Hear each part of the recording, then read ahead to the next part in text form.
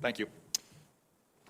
General Milley, it's your testimony that you recommended 2,500 troops approximately stay in Afghanistan?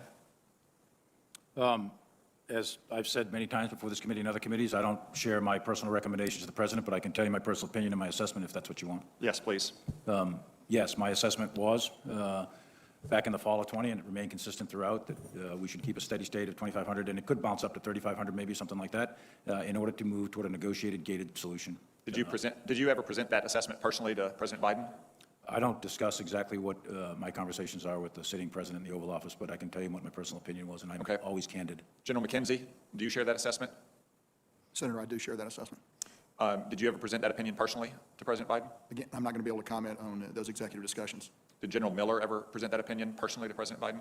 I think it would be best to ask him. I believe that his opinion was well heard. Secretary Austin, President Biden last month in an interview with George Stephanopoulos said that no military leader advised him to leave a small troop presence in Afghanistan.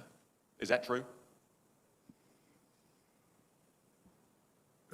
Senator Cotton, I believe that, well, first of all, I know the President to be an honest and forthright man. Secondly... It's a simple question, Secretary Austin. He said no senior military leader advised him to leave a small troop presence behind. Is that true or not? Did these officer and General Miller's recommendations get to the President personally? Their input was received by the President and considered by the President, for sure. In terms of what they specifically recommended, Senator, as they just said, they're not going to provide what they recommended in confidence. I mean, it sounds to me, it's shocking to me. It sounds to me like maybe their best military advice was never presented personally to the President of the United States about such a highly consequential matter. Let me move on to another recommendation they are reported to have made. General Milley, Joe Biden has said that it was the unanimous recommendation of the Joint Chiefs that we not maintain a military presence beyond August 31st. We've heard testimony to that effect today as well. When was that unanimous recommendation sought and presented to the President? You're talking about the 31 August? Yes, the 31 August deadline for getting out on of here. 25 August, I was asked to make an assessment and provide best military advice on... I'm sorry, my time is limited here. Okay. You gave me the answer that I needed to hear. August 25th? That's correct. Kabul fell on August 15th. That's correct. You were not asked before August 25th? 16th.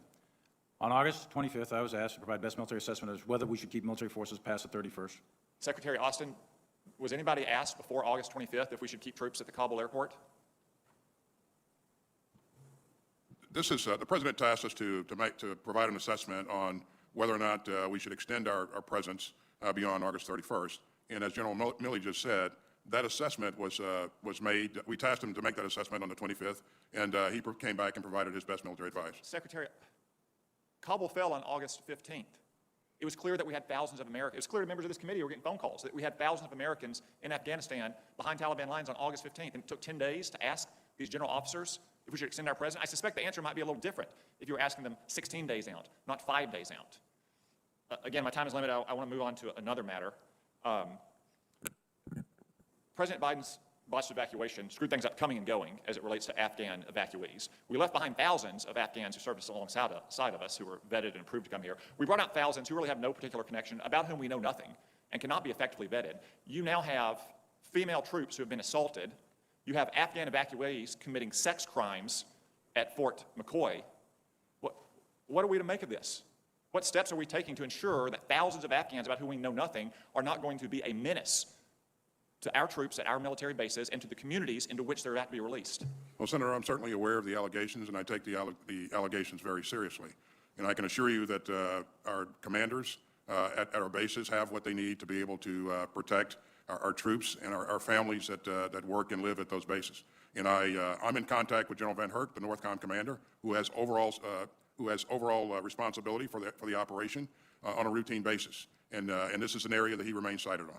All right, I just got one final question. General Milley, I can only conclude that your advice about staying in Afghanistan was rejected. I'm shocked to learn that your advice wasn't sought until August 25th on staying past the August 31 deadline. I understand that you're the principal military advisor, that you advise, you don't decide, the President decides. But if all this is true, General Milley, why haven't you resigned?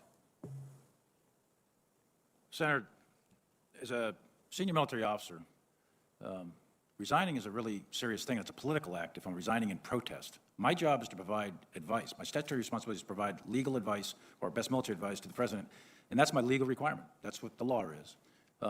the president doesn't have to agree with that advice. He doesn't have to make those decisions just because we're generals.